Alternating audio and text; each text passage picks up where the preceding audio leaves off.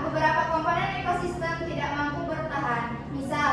Misal saja kegiatan para nelayan menggunakan racun dan bom yang hanya berpikir untuk mendapatkan ikan sebanyak-banyaknya tanpa memikirkan upaya pelestarian ekosistem bawah laut. Ada beberapa industri seperti industri tekstil yang membuang limbah beracun ke beberapa ekosistem air tawar seperti danau, sungai, atau kolam-kolam. Belum lagi kebiasaan manusia membuang sampah rumah ke sungai-sungai yang berakibat terancamnya air dan berkurangnya sumber air bersih.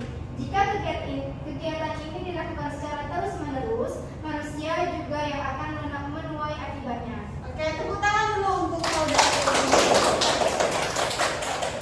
Nah, ini merupakan contoh teks non-fiksi. Nah, apa tuh teks non-fiksi? Teks non-fiksi adalah karya yang berdasarkan fakta pengamatan, objektif, penelitian atau analisis dari suatu masalah. Nah, segala sesuatu yang mempunyai masalah dituangkan dalam sebuah teks itu dinamakan dengan teks non-fiksi. Nah, adapun contoh dari teks non-fiksi itu ada banyak sekali. Nah, ada yang bisa menebak nggak? Ini apa? Nah, kamus itu merupakan salah satu contoh dari teks non-fiksi. Selanjutnya, ini apa? Ensiklopedia juga merupakan contoh dari teks non-fiksi. Selanjutnya, ini apa? Sejarah. Itu juga merupakan salah satu contoh teks non-fiksi.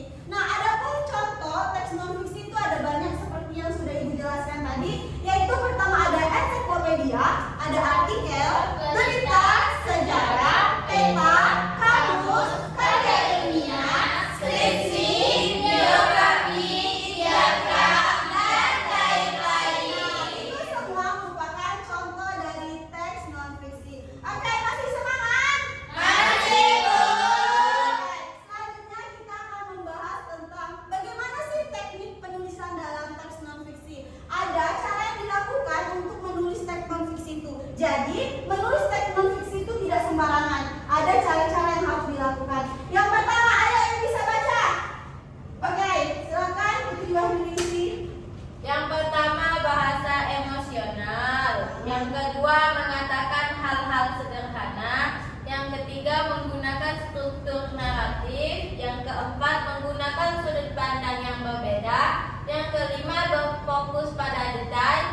Yang keenam, bersikap persuasif. Nah, itu merupakan teknik-teknik penulisan yang digunakan dalam menulis teks non-fiksi. Yang pertama itu bahasanya emosional. Bahasa yang digunakan atau yang diterapkan dalam penulisan teks non-fiksi itu bahasanya emosional. Selanjutnya itu menggunakan hal-hal sederhana. Yang ketiga, menggunakan struktur naratif. Yang keempat, menggunakan sudut pandang yang berbeda. Selanjutnya, berfokus pada detail. Dan yang terakhir, bersikap persuasif. Nah, itulah teknik penulisan dalam teks non-fiksi. Oke, Ibu mau ngetes dulu. Masih semangat nggak? Sudah? Buka mulut, tertawa 3 kali. Buka mulut, tertawa 2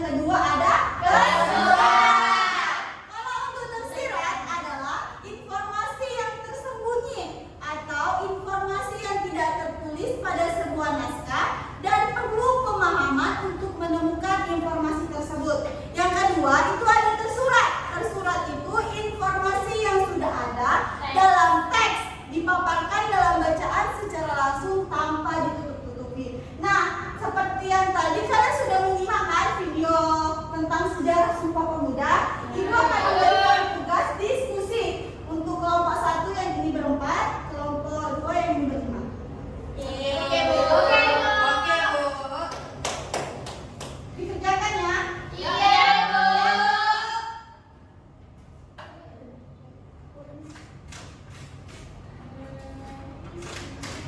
Nah, kelompok 1 ditulis.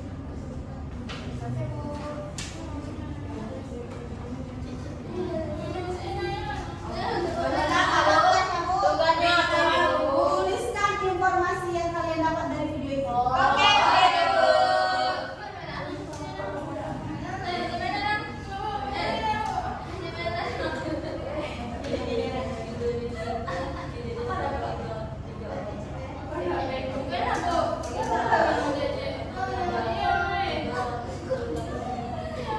Udah, yang pertama tuh Itu yang pertama, Bu.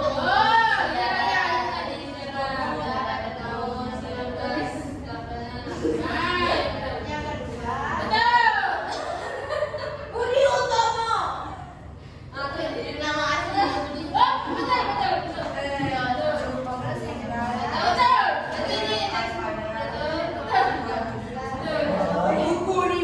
selesai Bu. Nanti ibu panggil kalau tidak.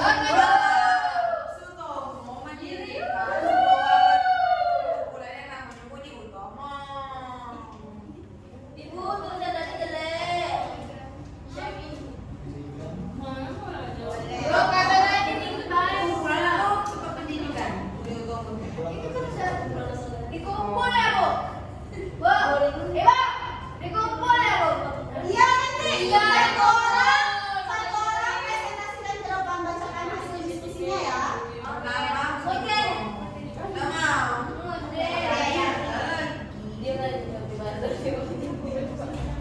Dia lagi di buzzer. Nggak tahu aku.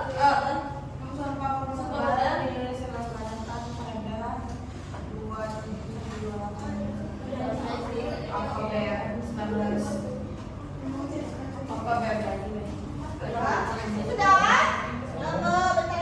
Sudah bentar lagi. Itu tujuhnya kayak tahun 2019. Udah Bu. Udah ya? Bu, sudah, Bu. Oke, kelompok 1 silakan perwakilannya maju ke depan untuk dibacakan hasil diskusinya. Enggak boleh malu-malu kan sudah kelas 5. Iya. Sana lagi mulai kelas 6. Harus itu ya. Harus foto. Enggak apa-apa, nanti kita belajar sama-sama supaya jadi anak pintar. Maju. Nani sabaran. Kelompok 1 dulu dong. Ayo kelompok 1. Dari dulu deh Bu. Oke, lagi dulu. Nanti tadi belum satu kelompok 1 aja.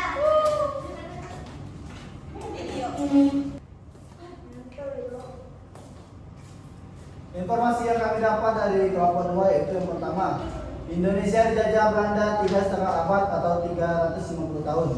Yang kedua, Sutomo mendirikan perkumpulan atau organisasi bernama Budi Utomo. Yang ketiga, Sumpah Pemuda dilaksanakan 27 sampai 28 Oktober. Segitu, Bu. Oke, tepuk tangan untuk hari ini. Ada kelompok 1, siapa lagi yang mau maju? Kamu boleh, Bu. Sama ya? Bu. Oh, tidak apa-apa maju aja. Maju orang itu. Dipresentasikan hasil diskusinya. Oke, baiklah, saya akan menjelaskan hasil diskusi dari kelompok 1. Yang pertama, Indonesia dijajah Belanda 3,5 abad. Yang kedua, Sutomo mendirikan perkumpulan atau organisasi pertama yang disebut Budi Utomo. Dan yang ketiga, Sumpah Pemuda